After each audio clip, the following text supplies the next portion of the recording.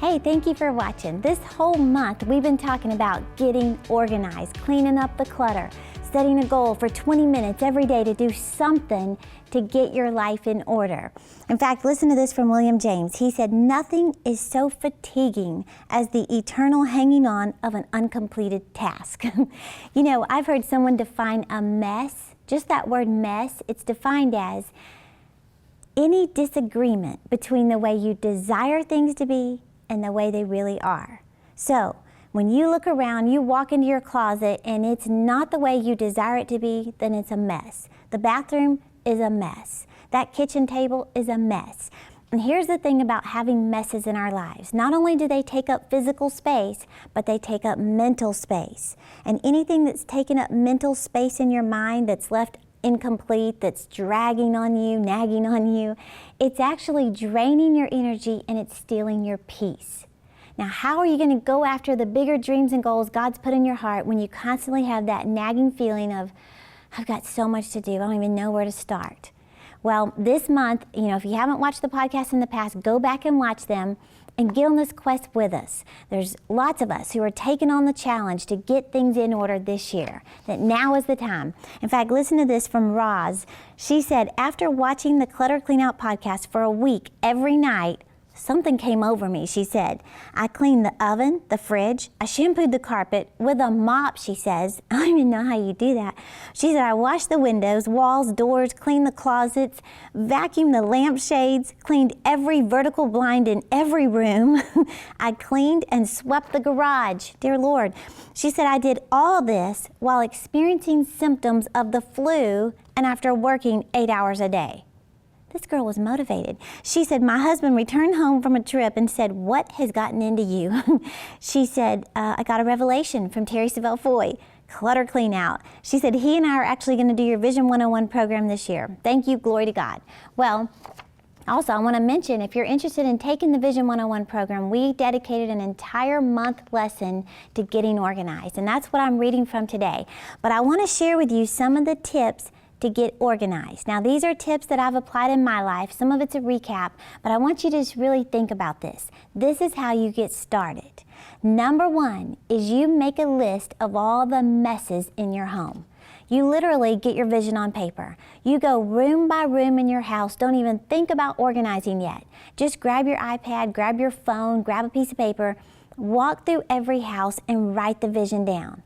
If you start, with the kitchen and you say things like, okay, what needs to be done in this room to get it the way I want it to be?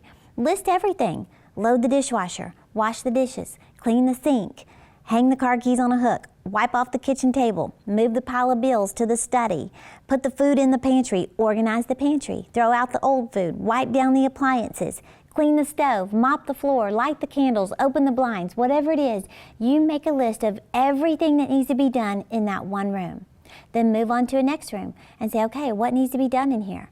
Put the towels in the dirty laundry, make the bed, open the blinds, vacuum the carpet. Just start making a list of what needs to be done.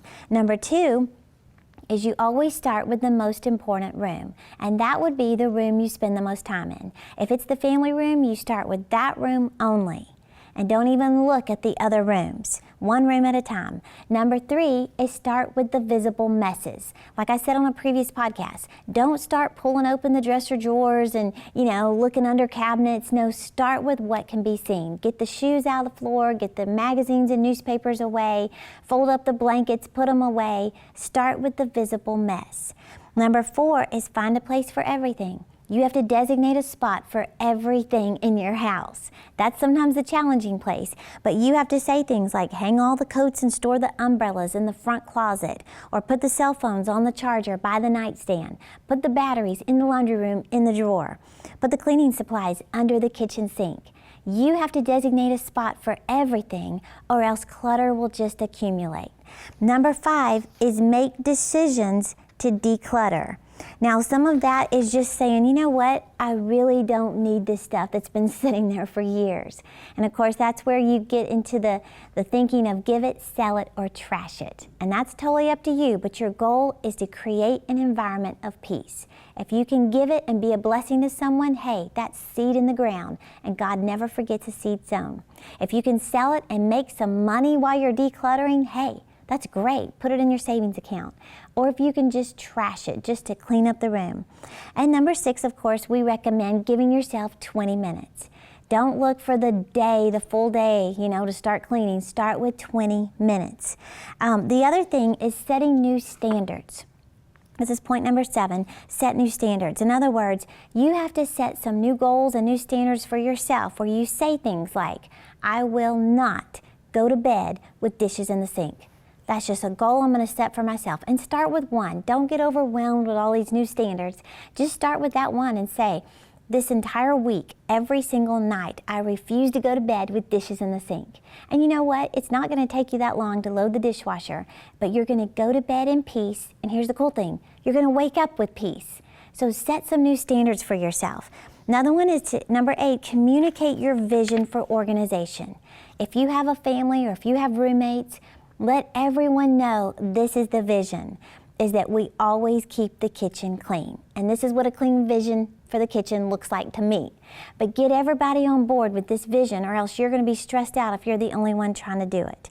Another key, number 9, is put it away now. In fact, I heard somebody call it the 1-minute rule. They said if it can be done in 1 minute or less, then do it. In other words, if you can put that towel in the dirty laundry in less than a minute, do it. Don't leave it in the floor and say, I'll do it when I get home. If you can throw that magazine in the trash now, then do it. Put the dish in the sink, the dishwasher, do it now. Don't let things accumulate and say, I'll do it all later. And finally, number 10 is to create a routine. Best way to start a habit and keep it is to make it a part of your daily schedule. So don't get overwhelmed with this.